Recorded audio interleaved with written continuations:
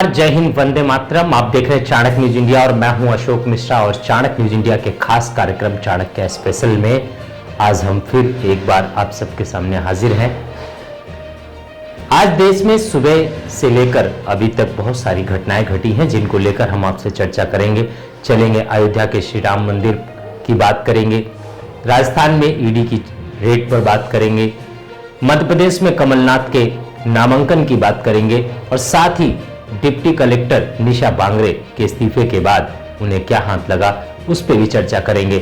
फिलहाल तो हम आपको बता दें कि इजराइल के हमास पे हमले के कारण लगभग आज भी 50 लोगों की मौत हुई है और हमास और इजराइल की जो जंग है वो विश्व स्तर पर पूरी तरह से फैलती नजर आ रही है। हर देश अपने अपने रुख और अपने अपने विचारों के साथ, कोई इजराइल के साथ, कोई फिलिस्तीन के साथ जुड़ता नजर आ रहा है। ऐसे में ये लग रहा है कि ये जंग जल्द से जल्द खत्म हो तो बेहतर होगा, वरना कहीं ना कहीं पूरी दुनिया जो है विश्व युद्ध के कगार पर पहुंचती नजर आ रही है। बात करेंगे प्रधानमंत्री 5 वर्षों के बाद आज शिरडी साईं बाबा के मंदिर पहुंचे और करोड़ों रुपए की योजनाओं का उन्होंने शिलान्यास किया और लोकार्पण भी किया। चलिए शुरुआत करते हैं अपनी सबसे पहली खबर से। राजस्थान चलते हैं। राजस्थान में आज की सुबह अशोक गहलोत के लिए बहुत ही दर्दनाक रही। एक तरफ जहां चुनाव की गहमागहमी, एक तरफ जहां अपने ही कार्यकर्ताओं का विरोध का सामना करना पड़ रहा है, वहीं ईडी की छापेमारी ने कांग्रेस के प्रदेश अध्यक्ष के घर पर जब ईडी की छापेमारी शुरू हुई और साथ ही मुख्यमंत्री अशोक गहलोत के पुत्र को समन मिला, ये दोनों चीजें मिलकर कांग्रेस के लिए एक बड़ा सरदर्द बनती नजर आ रही है। कांग्रेस के सचिन पायलट यानी कि पूर्व प्रदेश अध्यक्ष सचिन पायलट ने भी उप मुख्यमंत्री भी रह चुके हैं राजस्थान कांग्रेस में। उन्होंने प्रेस कॉन्फ्रेंस करके सीधा आरोप बीजेपी पे लगाया और ये कहा कि सरकारी तंत्र का दुरुपयोग प्रधानमंत्री नरेंद्र मोदी के द्वारा किया जा रहा है, तो वहीं बीजेपी ने इस बात का करारा जवाब दिया है। मुख्यमंत्री अशोक गहलोत ने साफ तौर से कहा कि मेरे पुत्र को बेवजह फंसाया जा रहा है। ईडी और जितने भी तंत्र हैं केंद्र सरकार के, वो सब केंद्र सरकार के द्वारा राजस्थान में इस्तेमाल किए जा रहे हैं। मुख्यमंत्री अशोक गहलोत ने यह भी कहा कि बीजेपी कांग्रेस में अपनी हार से बौखला चुकी है। कांग्रेस ने इस बात का भी आरोप लगाया कि 5 राज्यों में जिस तरह से बीजेपी को अपनी हार दिख रही है, उसको लेकर बीजेपी अपने हथियार, हर तरह के हथकंडे अपनाने में लग चुकी है। पहले से इस बात का आरोप लगता रहा कि जो भी सरकार केंद्र में रही है वो सरकारी तंत्र का दुरुपयोग करती रही है, लेकिन ये तो जनता को खुद समझना होगा कि ये सरकारी तंत्र का दुरुपयोग हो रहा है या नहीं, या वास्तव में जो आज ईडी की छापेमारी प्रदेश अध्यक्ष के घर पर हुई और मुख्यमंत्री अशोक गहलोत के पुत्र को जिस तरह से सम्मान उपलब्ध कराया गया, ये कहां तक सही है, कहां तक गलत है, ये तो राजस्थान की जनता निर्णय लेगी। लेकिन हम आगे बात को बढ़ाते हुए आइए सुनते हैं सबसे पहले तो मुख्यमंत्री अशोक गहलोत ने ईडी की छापेमारी पर आखिर क्या कुछ कहा। कंट्री की हमारी प्रीमियर एजेंसीज होती है, जुडिशरी के अलावा जुडिशरी का सम्मान तो अलग, सबसे सम्मान बड़ा है संविधान बचाने के लिए, पर जो प्रीमियर एजेंसी जो है फाइनेंशियल अनियमितताओं की हो या कोई क्राइम किया हो, सीबीआई, इनकम टैक्स, ईडी, ये जो एजेंसी हैं इनकी क्रेडिबिलिटी नहीं रहेगी तो आप सोचिएगा कि मैच हो जाएगा, देश के अंदर मैच हो जाएगा वित्तीय अनियमितताओं का, फाइनेंशियल इरेगुलरिटीज, क्राइम का। हर राज्य में कहते हैं कि आप जांच सीबीआई को दे दीजिए, ये क्रेडिबिलिटी होती है। आज उल्टा हो रहा है, तो आज जो स्थिति है वो चिंताजनक स्थिति है। सवाल पीसीसी प्रेसिडेंट का नहीं है, सवाल मेरे सन का नहीं है, सवाल है कि पूरे देश के अंदर आतंक मचा रखा है और जिस पर आतंक है, छत्तीसगढ़ में करीब साल भर से ईडी के लोगों ने, मैंने सुना है, वहाँ अपने फैमिली को शिफ्ट कर दिया, वही मकान वगैरह किराया ले लिए, क्योंकि रोज उनको छापेमारी करनी पड़ी। 6 महीने, 8 महीने, 10 महीने 4-5 लोग जेल में बैठे हुए हैं, वहाँ के IAS वगैरह। ये जो आतंक मचा रखा है ये शुभ संकेत नहीं है। दुतासा जी के घर में कल हमने दो कल हमने घोषणा करी, गारंटी की। एक महिलाओं के लिए गृह लक्ष्मी योजना, एक हमने 500 रुपये गैस सिलेंडर का एक्सपेंस किया। ये चाहते नहीं कि हम लोग कैसे महिलाओं को, पिछड़ों को, दलितों को, आम आदमी को राहत दें। कल किया और आज दो जगह छापे पड़ गए। और पीसी डिपेंड के छापे पड़ना मायने रखता है। एक पार्टी का मुखिया जिसको नोटिस भी नहीं दिया आपने, छापे पर पड़ते हैं। आप नोटिस दिया नहीं, कोई केस दर्ज नहीं, कोई शिकायत नहीं।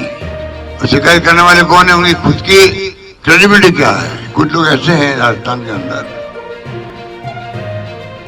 जिनका काम धंधा यही है, अपने करोड़ी महीना एक टिकट लेने की खातिर पूरा मिला हुआ है।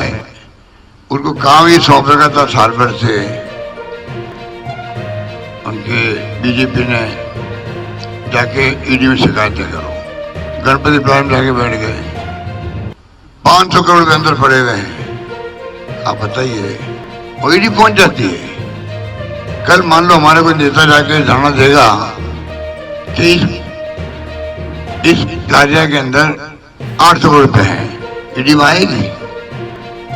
एक काम इनकम टैक्स का था, शिकायत इनकम टैक्स करते भाई कि मेरे को इतना मिली है कि गणपति प्लाजा के लोग घर में पैसा ब्लैक मनी है। इनकम टैक्स जांच करती, कुछ भी करती। ईडी का वहां क्या काम है? मैं एक एग्जाम्पल दे रहा हूं आपको। आज दुतासा जी का छापा पड़ना मायने रखता है। किसान का बेटा है, लगा हुआ है जब से वो राजनीति में आए तब से राजनीति कर रहे हैं। असेंबली के अंदर विपक्ष में थे तो भी कमी नहीं रखी आवाज उठाने की, समस्याओं को लेकर राजस्थान के, तो किसानों की हो, मजदूरों की हो, आम आदमी को। असेंबली के अंदर या बाहर उस व्यक्ति ने कभी कमी नहीं रखी। हमारी गवर्नेंस को जो है जिस प्रकार रिप्रेजेंट उन्होंने किया है, कोई कर नहीं सकता। और इसीलिए टारगेट बनाया गया है। जो मैं कहना चाहता हूँ, टारगेट इसलिए बनाया गया है जितनी इसकी निंदा करें तो कम है। हम किसी गौर शब्द में निंदा करते हैं। वैभव गहलोत को कोई 5-10 साल में सुनता रहता हूँ, लोग शिकायत ईडी में करते करते। एक वो महाराष्ट्र के आए थे member parliament, x member parliament, तब से सुन रहा हूँ मैं। और परसों कल नोटिस मिला, आज वहां जाके हाजिर हो ईडी के अंदर। कल नोटिस मिला, तारीख लगी 19 तारीख लगी हुई। कल 25 को नोटिस, 26 को आप हाजिर हो जाओ। तो क्या है? ये मजाक नहीं है क्या? ये हम कोई गवर्नर नहीं भाई। हमारे रंधावा साहब ने कहा कांग्रेस पार्टी, उसके नेता कोई घबराने वाले नहीं है, चाहे वो कितना ही ईडी का दुरुपयोग करे। हमारे यहाँ जो टीडी दल आता है, उस टीडी जो पाकिस्तान का आता है, टीडी दल, वो फसलों चट कर जाता है। ये ईडी इनकी फसलों को चट कर जाएगी। ईडी जो है ना, बीजेपी की ऐसी हालत खराब करेगी, गांव गांव बात फैल जाएगी कि टीडी दल की तरह ईडी का उपयोग कर रहे हैं। आप समझ जाएगा। इसलिए मैं कहना चाहूंगा, ये जो और आप इनका इतिहास देखिएगा, आपका आश्चर्य होगा इन्होंने कैसी मजाक बना रखी है और इनकी क्रेडिबिलिटी क्या रही है।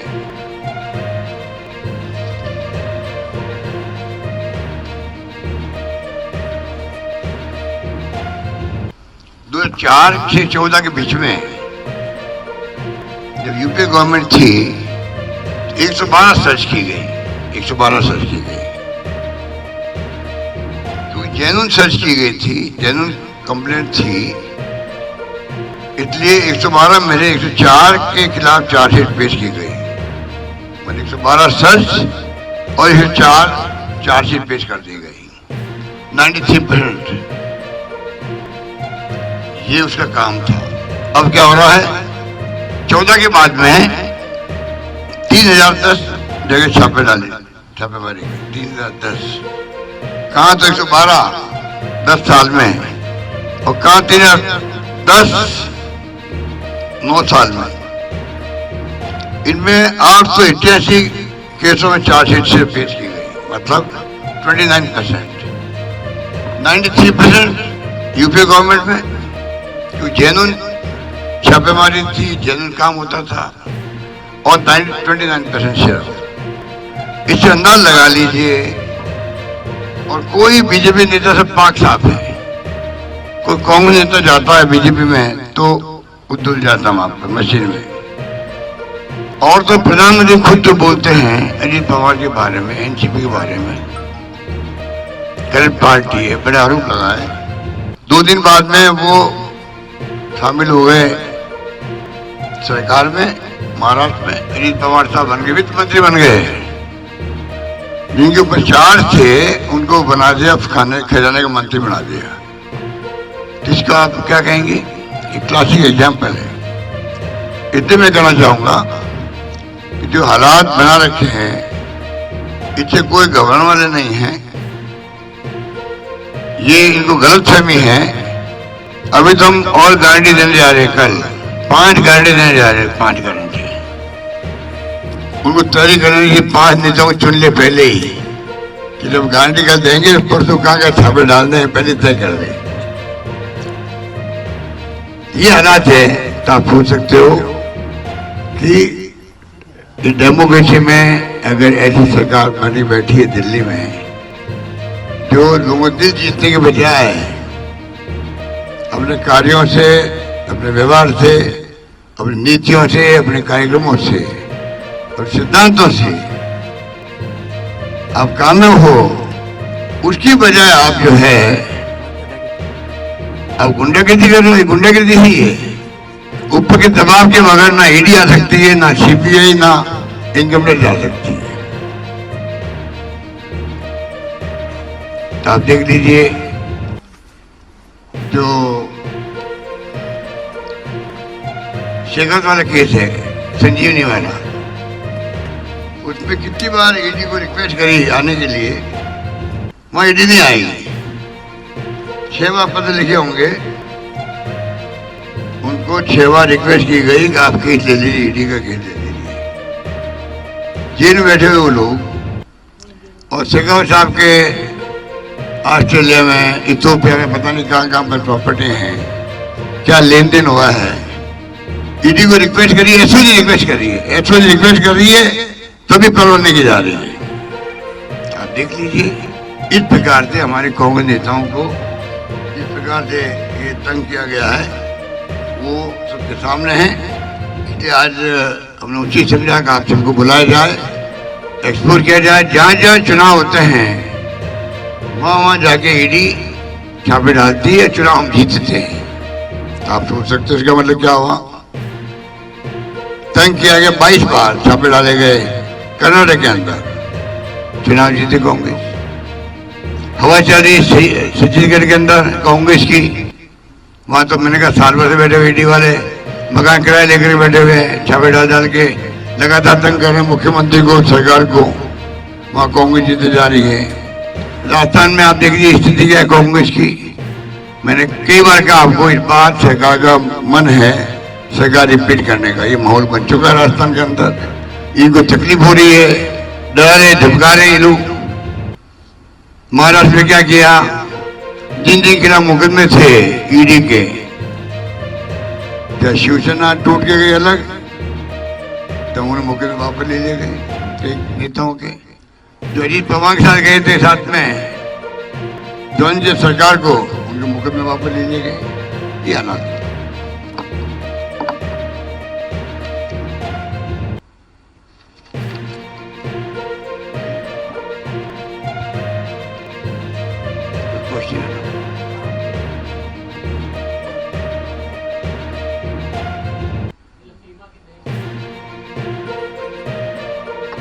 भाई वो तो जवाब वो देंगे तब वो जवाब मिल जाएगा आपको। तो जहाँ मैं समझता हूँ कि उनका कोई बिजनेस है नहीं, राष्ट्र अंतर्राष्ट्रीय कोई बिजनेस नहीं है।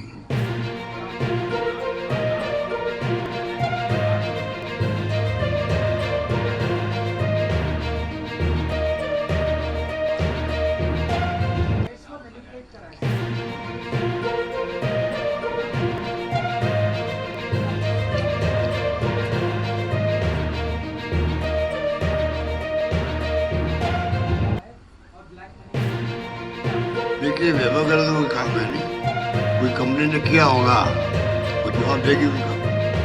वैभव गहलोत का तो खाली, जहाँ तक मेरे को नॉलेज है, ये खाली टैक्सी की जो है कंपनी है, उसमें रतन शर्मा पहले पार्टनर था, 25 लाख रुपए का, 25 लाख रुपए का ही हिस्सेदारी मेरे ख्याल वैभव गहलोत की थी, और वो अलग पार्टनर अलग हो गए। वैसे ही मामला है।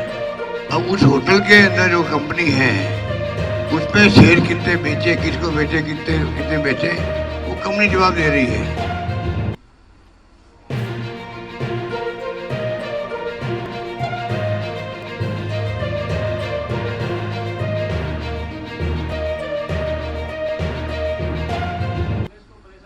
टारगेट तो मोदी कर रहे हैं, टारगेट मोदी तो कर रहे हैं, क्योंकि मोदी जी हो अमित शाह जी हो, सरकार गिरा नहीं पाए राजस्थान के अंदर।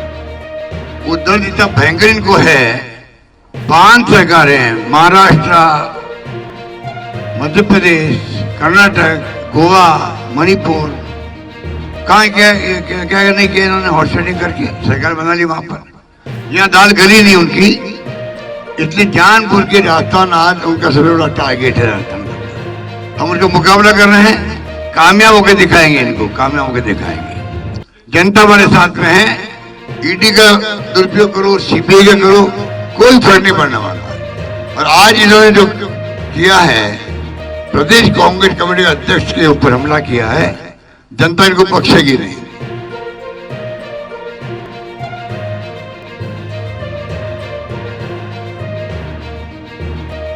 बिल्कुल ठीक कह रहा हूं मैं, कह रहा हूं आपको, जहां जहां ईडी गई है, मैंने एग्जाम्पल दिया कर्नाटका का आपको, 22 बार हमले हुए वहां पर। कोड ऑफ कंडक्ट लागू होने के पहले शुरू हो गए, कोड ऑफ कंडक्ट लागू होने के बाद में हमले हुए वहां पर। और वहां किसके ऊपर हुए सुनिए, प्रदेश कांग्रेस अध्यक्ष दोतासा यहाँ पर है, प्रदेश कांग्रेस अध्यक्ष डीके शिव कुमार वहां पर है। डीके शिव कुमार पे हमले हुए और बीजेपी साफ हो गई, और यहाँ साफ हो जाएगी बीजेपी।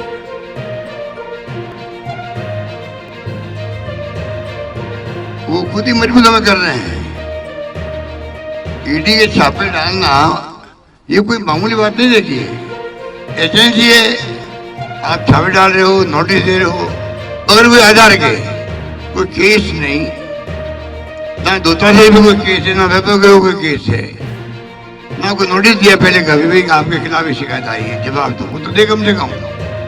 सीधा ईडी में बुला रहे हैं आप। हुड्डा जी मैंने भी सुना है कि उनको टिकट मिल गया कांग्रेस का, कांग्रेस टिकट नहीं मिला तब तो उम्मीद थी कहीं बीजेपी की टिकट ले लेंगे, तब तो वो शांत थे। टिकट मिलते ही छापा डाल दिया उनको।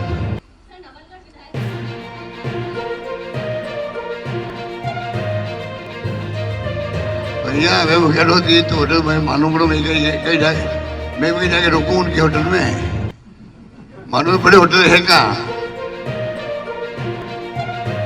और ये जो होटल है फेयरमाउंट, कहूँ कि मैं मुझे कभी कॉम्प्लीमेंट रखवाए वहां पर।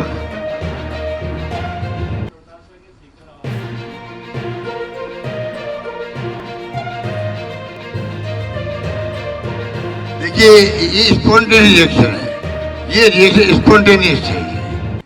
कार्यक्रम लगता है हमारे नेता पर, हमारे संगठन के अध्यक्ष पर गलत छापेमारी डाल रही है, तंग कर रही है। स्पॉन्टेनियस रिएक्शन में लोग पहुंचे वहां पर, कोई हमने पार्टी तरफ से कोई आह्वान नहीं किया है। आह्वान करते तो पता नहीं कितने लोग पहुंच जाते वहां पर।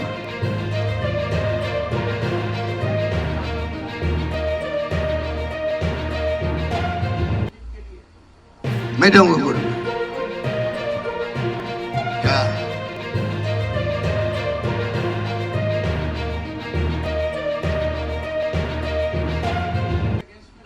कहाँ जाएंगे? नहीं, ईडी ने अगर छापा डाला है, नोटिस दिया है, वैभव गहलोत को नोटिस दिया, वो जवाब देंगे उनका, जाएंगे वो तो क्या करेंगे।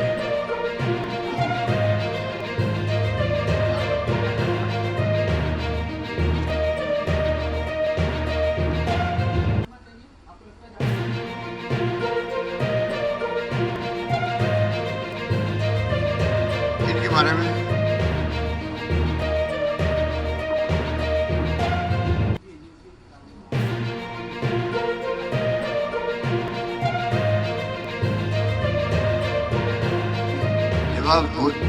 वो कहाँ करते हैं। ये पहले बार जब आए थे ईडी वाले क्या बताते हैं कि हमें क्या मिला नहीं मिला। वो तो खाली पब्लिक परसेप्शन, मीडिया में खबर छपे मुख्यमंत्री के सन वैभव गहलोत के यहाँ ईडी की नोटिस और उनको हाजिर होने के लिए कहा गया। प्रदेश कांग्रेस अध्यक्ष दूताधारी के यहाँ पर रीड हुई है, छपना चाहिए थी। ये उनका उद्देश्य पूरा हो जाता है। ये चुनाव खत्म होने के बाद में ईडी वाले के नजर नहीं आएंगे।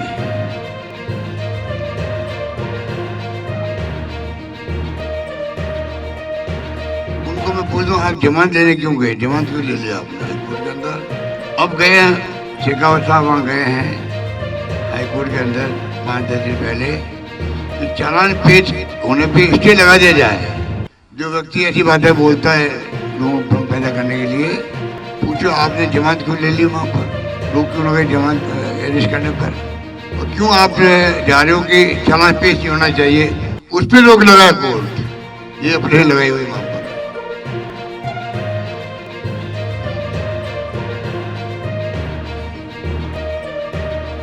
बिल्कुल पड़ेगा भैया, सुन लो। गांव गांव में घर घर में लोग ऐसे बहुत समझदार हैं।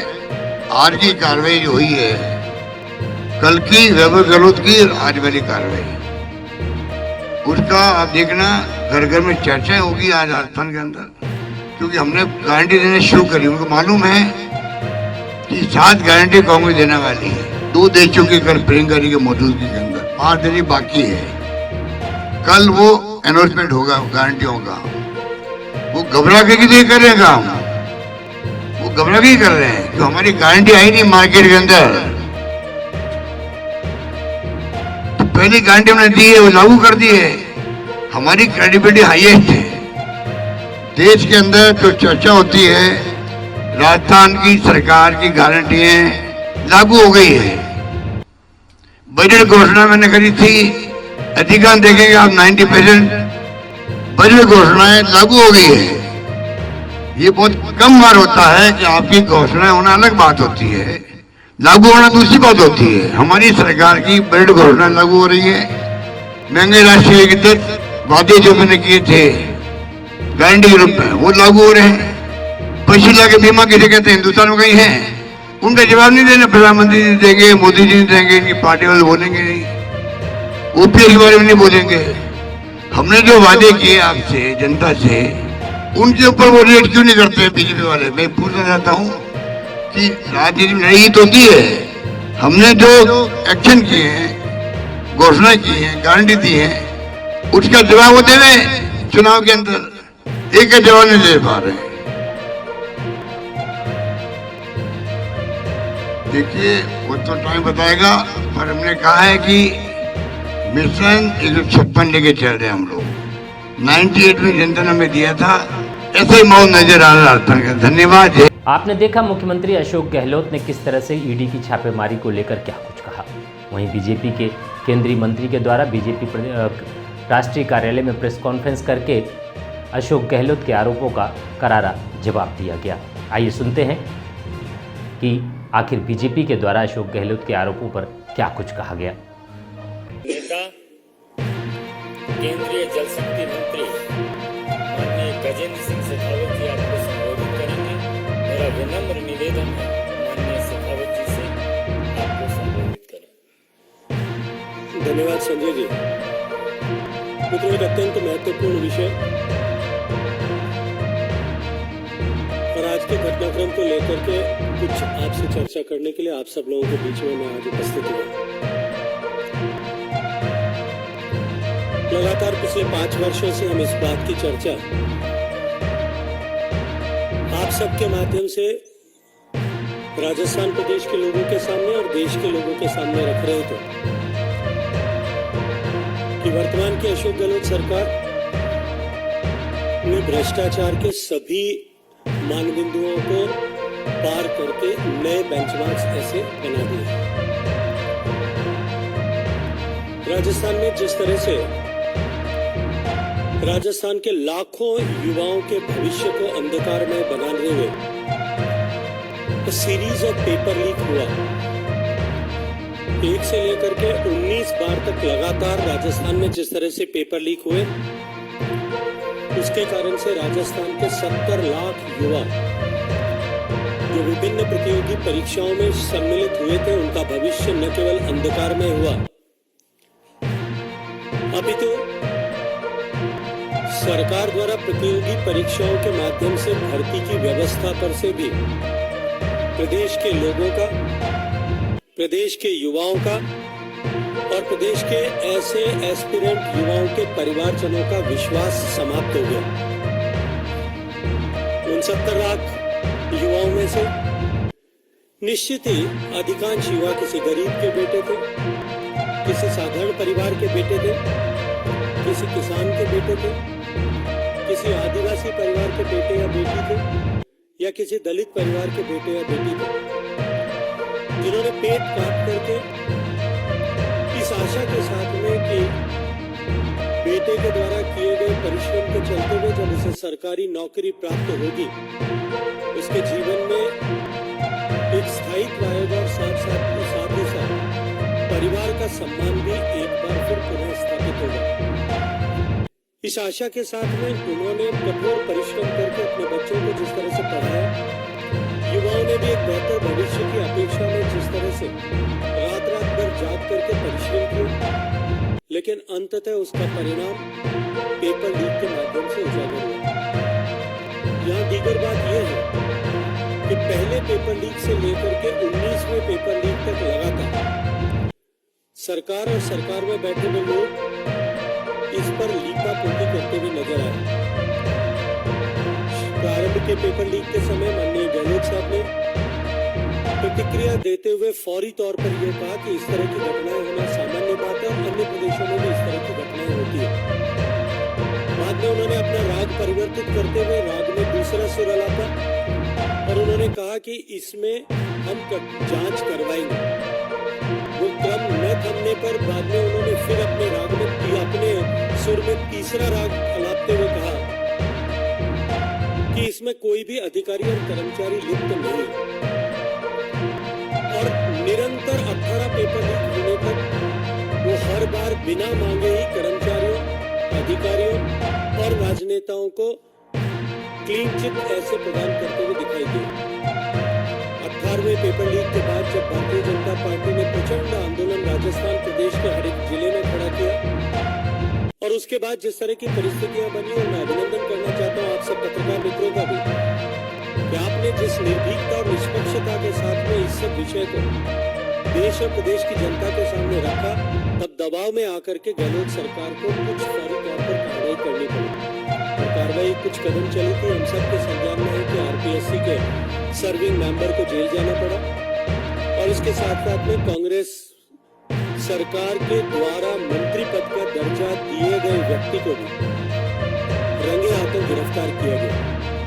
पेपर लीक के इस प्रकरण में ईडी के प्रवेश के बाद में इसके सरगना की गिरफ्तारी हुई और सरगना की गिरफ्तारी के बाद में जिस तरह के तार जुड़ते हुए प्रतीत हुए, उनके चलते हुए ईडी ने जो हालिया कार्रवाई की है, उन कार्रवाइयों का परिणाम यह है कि आज सरकार बैकफुट पर है और बौखलाई भी नजर आ रही है।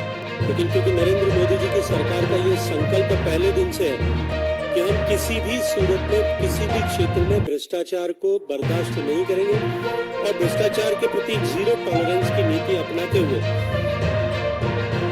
हम इस दृष्टिकोण से आचरण और व्यवहार करेंगे। इस पेपर लीक के केस में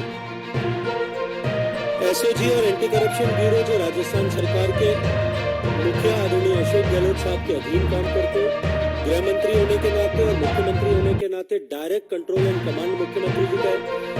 जब मुख्यमंत्री स्वयं आगे चल करके इस तरह की क्लीन चिट अधिकारियों और नेताओं को दे रहे थे, तब कोई भी कार्रवाई निष्पक्ष रूप से इन एजेंसीज के द्वारा हो सकेगी, इसकी संभावनाएं राजस्थान के जनता के मन में समाप्त हो गई थी। राजस्थान का युवा ये मानता था कि इस दृष्टिकोण से किसी भी तरह से हमें न्याय नहीं मिल सकेगा। राजस्थान एंटी करप्शन ब्यूरो के सेवानिवृत्त डायरेक्टर जनरल बीएल सोनी साहब ने खुद वीडियो करके ये कहा और इस बात को स्वीकार किया कि सरकार बड़ी मछलियों पर हाथ डालने नहीं देती थी, हम पर दबाव डाल करके रोकती थी।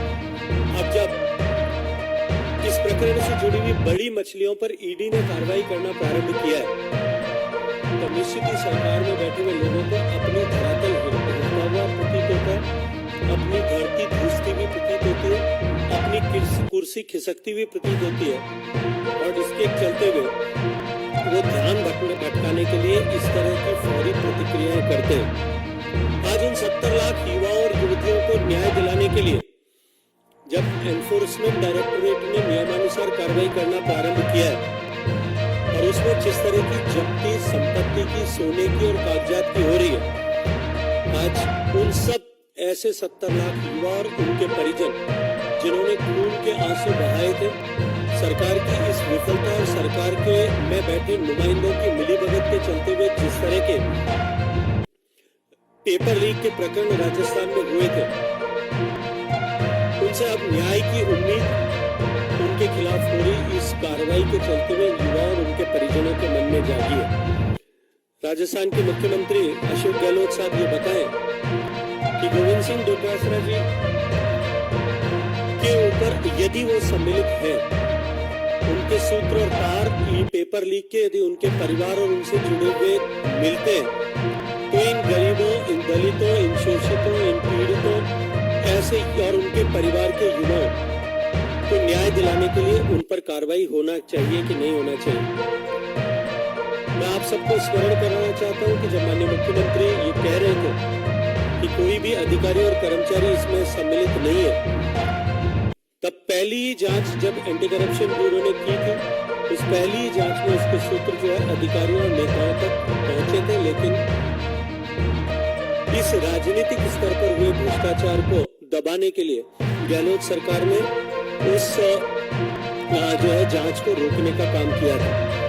मुख्यमंत्री जी एक तरफ तो इस बात को कहते हैं कि ईडी को आर्थिक अनियमितताओं के लिए कार्रवाई करनी चाहिए, दूसरी तरफ जब इस तरह की आर्थिक अनियमितता पर कार्रवाई होती है तब वो तिलमिला करके अलग तरह के बयान देते हुए प्रतीत होते हैं। मैं आज उनसे ये प्रश्न करना चाहता हूँ कि पेपर लीक के माध्यम से जिस तरह का षड्यंत्र लाखों युवाओं के भविष्य को बर्बाद करने के लिए हुआ और उसमें जिस तरह से लाखों लाख रुपए का या करोड़ों रुपए का जिस तरह से लेन देन हुआ, क्या वो आर्थिक अपराध की श्रेणी में नहीं आता? दूसरा, मुख्यमंत्री जी ये कहते हैं कि आर्थिक अनियमितताओं पर जांच तो होनी चाहिए, लेकिन जब उनके पुत्र के द्वारा किए गए आर्थिक अनियमितता पर कोई जांच होती है, उस पर वो तिलमिला करके प्रतिकूल बयान देते हुए प्रतीत होते हैं। आज उन्होंने इस ईडी की कार्रवाई को अपने द्वारा दी जा रही खोखली गारंटियों, जिनके ऊपर से जनता का विश्वास समाप्त हो गया, उनके साथ जोड़ने की एक बार पुनः चेष्टा की है। राजस्थान के किसानों के साथ धोखा करने वाली, राजस्थान के युवाओं के साथ अन्याय करने वाली, उनके भविष्य के साथ खिलवाड़ करने वाली, राजस्थान के माताओं बहनों के सम्मान को गिरते हुए आंख मूंद करके देखने वाली इस वर्तमान अशोक गहलोत सरकार की तिलमिलाहट आज और बौखलाहट आज स्पष्ट रूप से दिखाई देती है। मैं एक विषय और आप सबके सामने स्पष्ट करना चाहता हूँ कि एनफोर्समेंट डायरेक्टोरेट ने जो माननीय गहलोत साहब के बेटे के खिलाफ कार्रवाई की है, उसके तार मॉरिशस से हवाला के जरिए पैसा जाना और रीरूट होकर के पैसा आना इस प्रकरण से जुड़े हैं। इस तरह से देश में काले धन को रोटेट करके उसको जायज बनाने का जो प्रयास होता था और उसको रोकने के लिए जिस तरह से भारत की सरकार ने आदरणीय नरेंद्र मोदी जी के नेतृत्व में काम किया है और सफलतापूर्वक उस पर लगाम लगाने की कोशिश की है, मेरा प्रश्न यह है कि इस पर जांच होनी चाहिए या नहीं होनी चाहिए, इसको लेकर के अशोक गहलोत साहब को स्पष्टीकरण देना चाहिए। जहाँ तक एनफोर्समेंट डायरेक्टोरेट की बात है, अब जो माननीय मुख्यमंत्री जी बार बार इस बात का दोषारोपण करते हैं कि ईडी की कार्रवाई उन्हीं प्रदेशों में होती है जहाँ चुनाव होने वाले और विपक्षियों को टारगेट करके ईडी की कार्रवाई की जाती है। मैं आज आप सबसे एक प्रश्न करना चाहता हूँ कि अब से पहले जितने प्रमुख ईडी के केसेस हुए उनमें से कितनों में न्यायालय ने राहत प्रदान की? किसी दबाव में एक स्वतंत्र एजेंसी ने गलत काम किया होता तो निश्चित ही न्यायालय ने उसमें हस्तक्षेप करके न्यायपालिका ने निश्चित रूप से राहत प्रदान की होती। एनफोर्समेंट डायरेक्टरेट के पिछले 9 साल के रिकॉर्ड को यदि उठा करके देखा जाए तो मैं जिम्मेदारी के साथ में ये कह सकता हूँ कि ईडी के द्वारा पीएमएलए में रजिस्टर्ड किए गए केसेस में 93% से भी ज्यादा कन्विक्शन हुआ। 93.54% केसेस में कन्विक्शन अब तक हुआ। शायद दुनिया के किसी भी एजेंसी के द्वारा किए गए कार्रवाई में कन्विक्शन की रेट जो है वो इस स्तर पर नहीं होगा। इसलिए ईडी पर दोषारोपण करके ईडी का पॉलिटिसाइजेशन करने की कोशिश करना और ईडी की कार्रवाई का पॉलिटिसाइजेशन करने की कोशिश करना, more precisely I should say, ये निश्चित रूप से एक स्वतंत्र ऐसी निरपेक्ष रूप से काम करने वाली एजेंसी पर अन्यथा प्रश्न चिन्ह खड़ा करके उसकी साख को गिराने का कुत्सित षड्यंत्र है। मैं इसी क्रम में आगे आपसे निवेदन करना चाहता हूँ कि ईडी ने जो कुल मिलाकर के अब तक जितने केसेस किए हैं, जो पिछले 9 साल के केसेस हैं, उन केसेस में अब तक जो एनफोर्समेंट डायरेक्टरेट ने अब तक जितने केसेस किए हैं उन 5,906 केसेस में से केवल 3% केसेस ही पॉलिटिकल लोगों जो पीपल्स रिप्रेजेंटेटिव है या उन्होंने पीपल्स रिप्रेजेंटेटिव की तरह काम किया है, उनमें से केवल 5,900 केसेस में केवल 3% लोग ही ऐसे। इसलिए इस तरह का निराधार आरोप मत देना कि ईडी केवल पॉलिटिकल इंटेंट से लेकर के पॉलिटिकल लोगों पर कार्रवाई करती है, ये सर्वथा आधारहीन है। अशोक गहलोत साहब भ्रष्टाचार पर होने वाली कार्रवाई से इसलिए तिलमिलाए गए कि उनकी सरकार ने भ्रष्टाचार के सारे पैमानों को तोड़ दिया। और ये केवल यदि मैं यहाँ बैठ करके कहता तो शायद आप लोग ये कह सकते थे कि ये मैं राजनीतिक वक्तव्य दे रहा हूँ। उन्हीं की पार्टी के नेता, उन नेताओं ने, विधायकों ने विधानसभा पटल पर, मंत्री पद का दर्जा प्राप्त मुख्यमंत्री के सलाहकार ने विधानसभा के पटल पर और उनकी पार्टी के मंत्रियों ने जनता के बीच में हजारों लोगों की उपस्थिति में इस तरह के वक्तव्य दिए कि हमारी सरकार इस सदी की भ्रष्टतम सरकार है, उसने भ्रष्टाचार के सारे पैमाने तोड़ दिए। जब उनकी पार्टी के नेता भी जिस बात को स्वीकार करते थे और जहां राजस्थान की आम जनता जिस विषय से जुड़ी हुई उस भ्रष्टाचार के विषय पर नकेल कसने के लिए, भ्रष्टाचारियों को उनके सही मुकाम पर पहुंचाने के लिए, भ्रष्टाचार को रोकने के लिए प्रभावी कार्रवाई करने के लिए, भ्रष्टाचार से अर्जित धन को वापस वसूलने के लिए जब एनफोर्समेंट डायरेक्टरेट या कोई अन्य एजेंसी इस तरह की कार्रवाई करती है, उससे मेरा प्रश्न ये है कि गहलोत साहब और कांग्रेस पार्टी के नेताओं के पेट में दर्द क्यों है? ये वही सचिन पायलट साहब थे जो आज दोनों गलबैया डाल करके दोनों जो है साथ मिलकर के चुनाव लड़ने का ऐसे वक्तव्य दे रहे हैं। आपको याद दिलाना चाहता हूँ, कुछ दिन पहले इसी पेपर लीक के विषय को लेकर के टिप्पणी करते हुए उन्होंने अनशन भी किया था और उन्होंने अजमेर से लेकर के जयपुर तक की यात्रा भी निकाली थी। आज की इस कार्रवाई के बाद अशोक गहलोत साहब के द्वारा दिए गए वक्तव्य पर मैं चाहता हूँ कि वो भी अपनी तरफ से कुछ टिप्पणी करें। इसी के साथ आप सबका बहुत स्वागत है।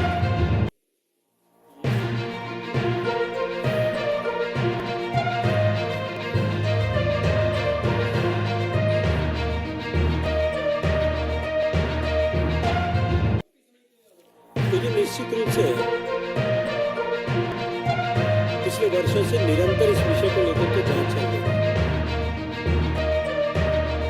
और उस जांच में पिछले दिनों में कुछ नए सूत्र ऐसे जांच करने वाली एजेंसीज को मिले जिसके आधार पर उन्हें पूछताछ के लिए बुलाया गया। किसी भी व्यक्ति को पूछताछ के लिए बुलाना अगर वो गैरकानूनी है तो मुझे लगता है कि फिर तो इस देश में कोई भी कार्रवाई नहीं हो सकती। और मेरा प्रतिप्रश्न ये है, 4.5 साल से राजस्थान में एक कोऑपरेटिव सोसाइटी से जुड़े हुए विषय को लेकर के तमाम राजनीतिक बयानबाजी की जा रही थी और उस बयानबाजी की प्रतिक्रिया में हार करके मुझे मानहानि का केस भी करना पड़ा। 4.5 साल तक जांच करने के बाद में चुनाव से जो है चुनाव की घोषणा होने के बाद में 15 दिन पहले मुझे पहली बार सेक्शन 91 सीआरपीसी में नोटिस देकर के क्यों बुलाया गया? क्यों मुझे नोटिस देकर के पहली बार डॉक्यूमेंट मांगे गए? मेरे से 4.5 साल तक डॉक्यूमेंट भी नहीं मांगे थे। अब 4.5 साल बाद पहली बार मुझे डॉक्यूमेंट क्यों मांगेंगे? तो अपनी गिरबान में झांक करके उसके बाद में इस तरह के प्रश्न का उत्तर खड़े करना।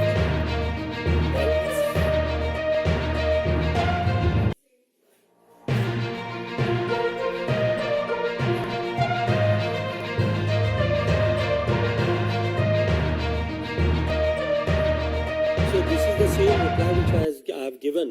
But my question is why in the other case which he wants to alleage me, या Chief Minister and the Congress Party, उसमें 4.5 साल बाद में why they have given me notice to submit the papers which I have already submitted 4 years ago without any notice, suo motu by a suo motu representation in 2020 and 22 when I have submitted all that data and all relevant papers. Then why he has given me notice to submit the papers? They might be the inquiring agency. They must be having some details so they have given notice. Why they are afraid of this?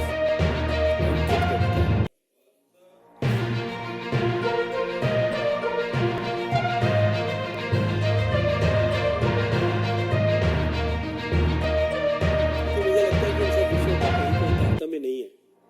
Rajasthan में जिस तरह का माहौल है, गहलोत साहब और Congress party खुद इस बात को जानते हैं और राहुल गांधी साहब तो सहज रूप से बात करते हुए भी इस बात को सरकार स्वीकार कर चुके हैं कि उनकी सरकार जाने वाली है।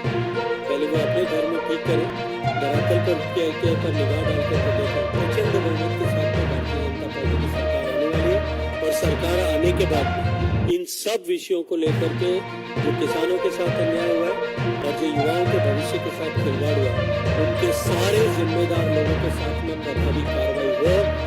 पेपर लीक करने से जुड़ा हुआ हर एक व्यक्ति को उसके किए के अंजाम की सजा भुगतनी पड़े। इसको भारतीय जनता पार्टी सरकार में आने के बाद, जो आना अवश्यंभावी है, मैं दीवार पर लिखा हुआ पढ़ सकता हूँ, आने के बाद प्रभावी कार्रवाई करेगी।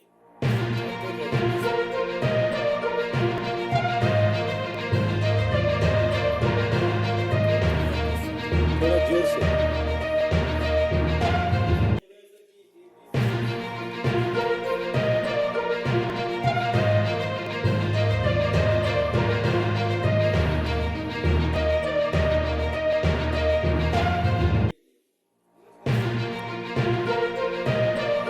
देखिए, मैंने जैसा कहा कि ऐसी गारंटी जिन पे से राजस्थान की जनता का विश्वास उठ चुका है, ऐसी खोखली गारंटियां पहले बिजली देने के नाम पर,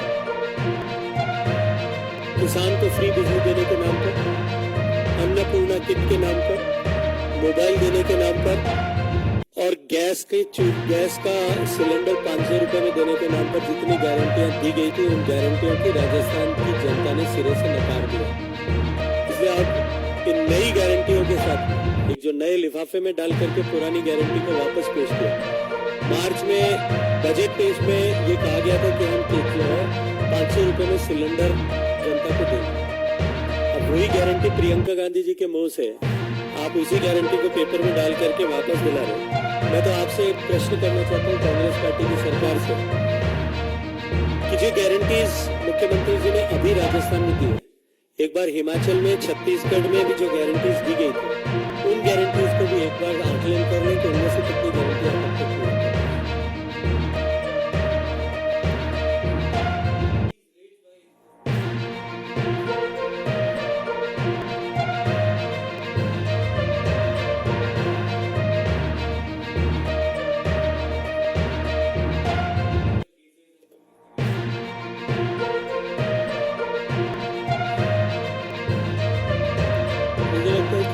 भ्रष्टाचार पर कोई कार्रवाई हो, भ्रष्टाचार से अर्जित धन पर कोई कार्रवाई हो, उसको लेकर के किसी तरह के मुहूर्त निकालने की आवश्यकता नहीं है।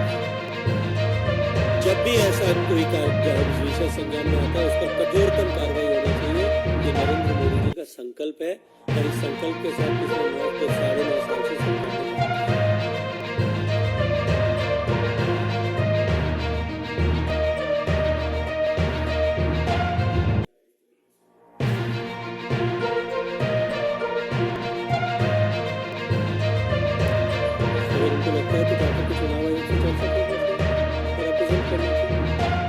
किसी आर्थिक विषय से जुड़े अपराध पर यदि कोई एजेंसी लेजिटिमेट एक्शन करती है, उसमें चुनाव आयोग का मॉडल कोड ऑफ कंडक्ट कहाँ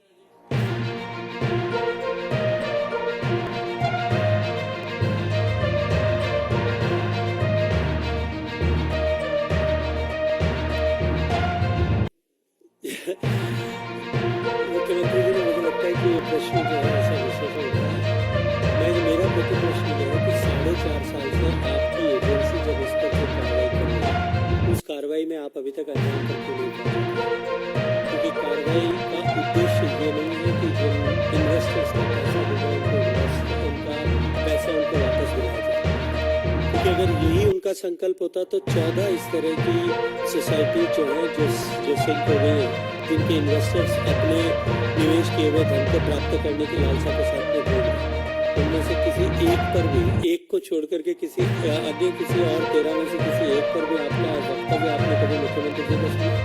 कभी आपके उनके नाम भी संज्ञान में आए? पॉलिटिकल वेंडेटा के चलते हुए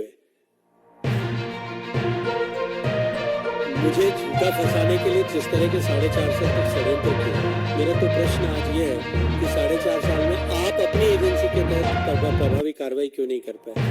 पहली बार 4.5 साल बाद में मुझे 91 सेक्शन सीआरपीसी में नोटिस दिया है कि मैं अपने पिछले 10 साल के अकाउंट डिटेल्स और जो है अपने प्रॉपर्टी के ट्रांजेक्शन सबमिट करूं, वो तो मैं हर साल हर 6 महीने बाद नहीं, तो मंत्री होने के नाते मेरी ड्यूटी है वैसे ही सबमिट करता हूँ। वो पब्लिक डोमेन में कहीं से भी निकाल करके देखे जा सकते थे। और जैसा मैंने कहा कि 2020 और 22 में मैं तो जांच एजेंसी को सुओ मोटो एक रिप्रेजेंटेशन लिख करके अगर मेरे खातों की जांच करनी है तो मैं कागज भेज रहा हूँ, आप चेक करवा लीजिए, पहले ही भेज।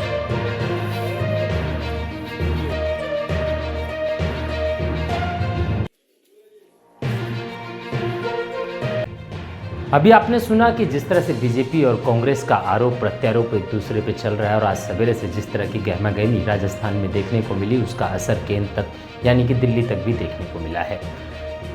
मल्लिकार्जुन खड़गे ने भी केंद्र सरकार पर आरोप लगाया, उसका जवाब केंद्रीय मंत्री ने बीजेपी कार्यालय में प्रेस वार्ता करके दिया है। अब इसकी वास्तव में हकीकत क्या है, ये तो राजस्थान की जनता को अब निर्णय लेना है। बढ़ते हैं मध्य प्रदेश की तरफ। मध्य प्रदेश में कमलनाथ ने आज अपना नामांकन भरा। उनके नामांकन में डिप्टी कलेक्टर निशा बांगड़े भी मौजूद रहीं। निशा बांगड़े के इस्तीफे के बाद इस बात की चर्चा शुरू हो चुकी थी कि अब उनको चुनाव लड़ने के लिए कांग्रेस एक बार टिकट दे सकती है, लेकिन आज कमलनाथ ने भरे मन से इस बात को पूरी तरह साबित कर दिया और साफ कर दिया कि निशा बांगड़े चुनाव नहीं लड़ेंगी। वो उनकी आवश्यकता प्रदेश में है और कमलनाथ का जो सहयोग और राज्य की जनता को जो उनके कामों के लिए उनके सहयोग की ज़रूरत है, निशा बांगड़े वो करती रहेंगी। हालांकि निशा बांगड़े से जब हम लोगों ने बातचीत की तो निशा बांगड़े ने कहा कि मैं बिना कमलनाथ जी से बात किए कुछ निर्णय नहीं दे सकती। आखिर उनकी मंशा क्या है, ये उनके निर्णय के ऊपर निर्भर करेगा। वहीं मध्य प्रदेश में और भी बहुत से कार्यक्रम हुए, बहुत सी चीज़ें हुई, बहुत से भाजपा के कार्यकर्ताओं और बजी प्रत्याशियों ने अपना नामांकन किया। मुख्यमंत्री भी कईयों के नामांकन में शामिल हुए। आज नामांकन का एक दौर चला और इस नामांकन के दौर में बहुत सी जगहों से ऐसी खबरें भी निकलकर सामने आई हैं जिसमें विरोध का भी सुनाई देता रहा। बहुत से बीजेपी के भी लोग जो निर्दलीय होकर चुनाव लड़ने को तैयार हो गए हैं, वहीं कांग्रेस के बहुत से ऐसे पुराने विधायक से लेकर मंत्री तक ऐसे हैं जो निर्दलीय होकर चुनाव लड़ने को तैयार हैं। ये तो थी मध्य प्रदेश की राजनीति की बात। आइए सुनते हैं कमलनाथ ने आखिर निशा बांगड़े को लेकर क्या कुछ कहा। आप उदाहरण बनेगी, कोई बात नहीं, आप चुनाव नहीं लड़ रही, कोई बात नहीं, पर आपकी सेवाओं की आवश्यकता मुझे प्रदेश। और आज आप सबको कहता हूं कि निशा बांगड़े जैसी इनको और भी महिलाओं सामने लानी चाहिए जिनके साथ इतना अत्याचार हुआ है। हमारी सरकार बनी थी 15 महीने। आपने सुना कमलनाथ ने आखिर क्या कुछ कहा। अब बढ़ते हैं शिरडी साईं बाबा के मंदिर, जहां प्रधानमंत्री आज 5 वर्षों के बाद पहुंचे।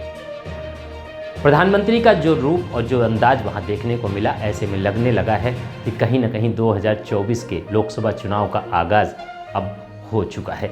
बीजेपी जो हमेशा कहती है कि हम 5 वर्ष निरंतर चुनाव लड़ते हैं, वही अंदाज आज प्रधानमंत्री का देखने को मिला।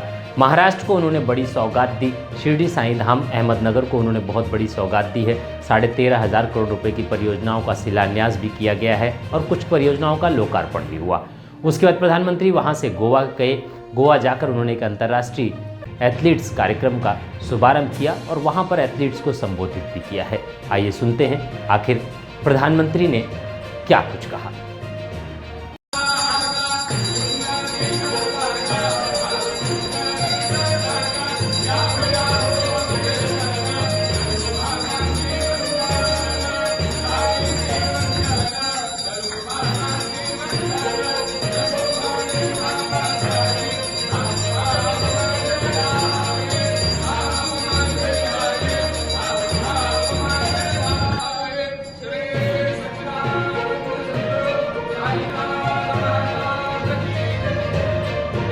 मेरे परिवारजनों, हम सच्ची नियत से किसान के सशक्तिकरण में जुटे, लेकिन कुछ लोगों ने महाराष्ट्र में किसानों के नाम सिर्फ और सिर्फ राजनीति की है। महाराष्ट्र के एक वरिष्ठ नेता केंद्र सरकार में कई वर्षों तक कृषि मंत्री रहे हैं।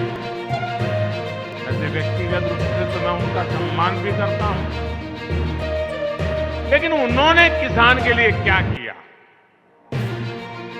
7 साल के अपने कार्यकाल में उन्होंने देश भर के किसानों से सिर्फ ये आंकड़ा याद रखना, 7 साल में देश भर के किसानों से सिर्फ 3.5 लाख करोड़ रुपए का एमएसपी पर अनाज खरीदा, जबकि हमारी सरकार 7 वर्षों में एमएसपी के रूप में इतने ही समय में 13.5 लाख करोड़ रुपए किसानों को दे चुकी है। 2014 से पहले दलहन और तिलहन ये किसानों को सिर्फ 500-600 करोड़ रुपए की खरीद एमएसपी पर होती थी, 500-600 करोड़, जबकि हमारी सरकार 1,15,000 करोड़ रुपए से ज्यादा दलहन और तिलहन किसानों के बैंक खातों में दे चुकी। जब वे कृषि मंत्री थे तब किसानों को अपने पैसे के लिए भी बिचौलियों के भरोसे रहना पड़ता था। महीनों महीनों तक किसानों को पेमेंट नहीं होती। हमारी सरकार ने एमएसपी का पैसा डायरेक्ट किसान के बैंक खाते में भेजने का प्रबंध किया है। प्रधानमंत्री मोदी को अभी आपने सुना और जिस तरह से उन्होंने महाराष्ट्र और गोवा में अपनी बातें रखी। अब बढ़ते हैं उस विषय की तरफ, उस इंतजार की घड़ी जो 500 वर्षों तक लंबी रही, उसके समाप्त होने का समय आ गया है।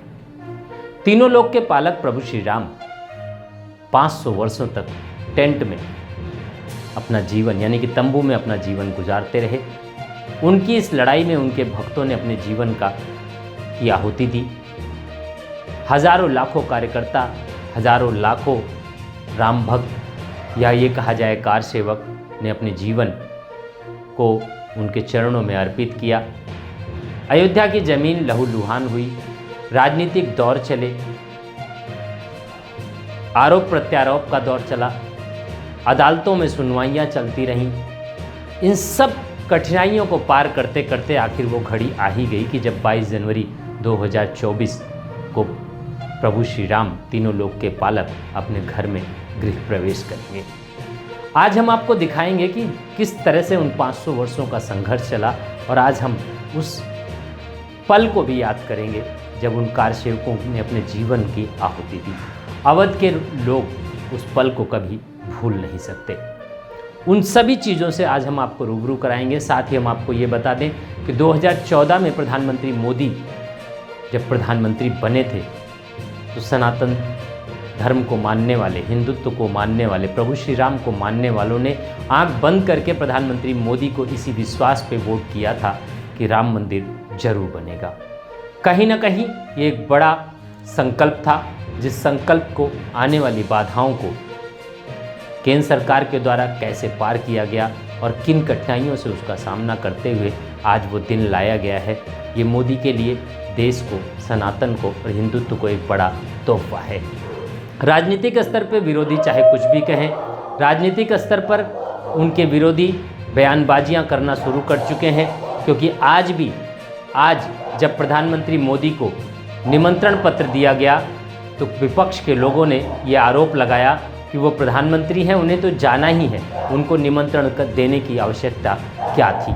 क्या राम सिर्फ बीजेपी के हैं, या राम सिर्फ केंद्र सरकार के हैं, या राम सिर्फ राज्य सरकार के हैं? नहीं, निमंत्रण देना था तो विपक्ष के अन्य पार्टी दलों को देना चाहिए था, लेकिन ऐसा नहीं है। प्रभु श्री राम की चौखट पे जाने के लिए कल जब राम मंदिर का विवाद चल रहा था तब भी ये लोग विरोध कर रहे थे। आज जब प्रभु श्री राम अपने घर में गृह प्रवेश के लिए बिल्कुल तैयार बैठे हैं तब भी इनके विरोध का सुर सुनने को मिल रहा है। आइए सुनते हैं कि आखिर इन्होंने क्या कुछ कहा। लेकिन उससे पहले मैं आपको सुनाना चाहूँगा कि प्रधानमंत्री मोदी ने राम मंदिर यानी कि राम के गृह प्रवेश के रूप में क्या कुछ कहा है। उसके बाद हम विपक्ष का आरोप भी सुनवाएंगे और छोड़ जाते हैं आपको इन्हीं सब चीज़ों के साथ में प्रभु श्री राम को उनके गृह प्रवेश की पूरे हिंदुत्व की तरफ से, पूरे चाणक्य परिवार की तरफ से इस शुभ घड़ी के लिए बहुत बहुत बधाई देते हैं। और हम सभी उन हिंदू धर्म को मानने वाले, सनातन को मानने वाले सभी लोगों को इस शुभ घड़ी के लिए आह्वान करते हैं। आइए अयोध्या चलते हैं और प्रभु श्री राम के गृह प्रवेश में हम भी साक्षी बनते हैं। 14 वर्ष का वनवास उन्होंने दशरथ के कहने पे काटा था और 500 वर्ष का वनवास उन्होंने अपनी ही जन्मभूमि में अपने गृह प्रवेश के लिए काटा है। उस वनवास का समय समाप्त हो चुका है। आइए उस शुभ घड़ी में हम भी शामिल होते हैं। चाणक्य न्यूज इंडिया परिवार की तरफ से आप सभी को इस शुभ घड़ी के लिए बहुत बहुत बधाई दिए जाते हैं और छोड़ जाते हैं उन पुरानी यादों को ताज़ा करने के लिए। देखते रहिए चाणक्य न्यूज इंडिया। जय हिंद।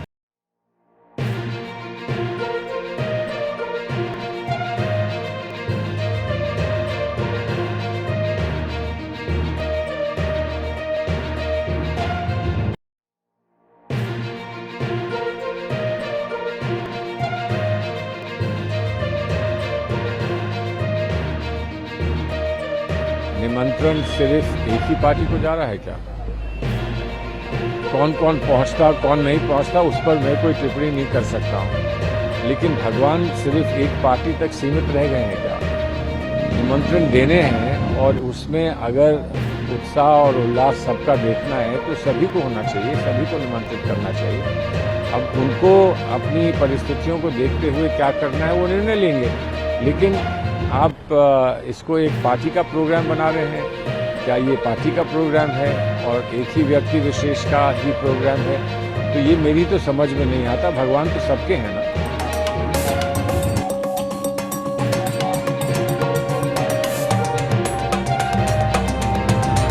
मोदी जी को आमंत्रित देने की जरूरत ही नहीं है ना, मोदी जी खुद ही जाएंगे। मोदी प्रधानमंत्री है वो जाएंगे। इतना बड़ा इवेंट कौन छोड़ेगा भाई? राम मंदिर तो होना ही था, हो रहा है। हजारों कर सेवक उसमें शहीद हुए हैं। उस वक्त सभी हिंदुत्ववादी संगठन और पार्टियां शामिल थी। शिवसेना थी, बजरंग दल थी, विश्व हिंदू परिषद थी। रथ यात्रा भी निकालनी थी आडवाणी साहब ने। तो ये सबका परिणाम है कि राम मंदिर बन रहा है। खून बहाया लोगों ने, जेल में गए, मुकदमे चल रहे हैं अभी भी सभी लोगों पर। तो मोदी जी अब जाएंगे और राम मंदिर की पूजा करेंगे, लेकिन मुझे लगता है कि चुनाव आ रहे हैं, चुनाव की तैयारी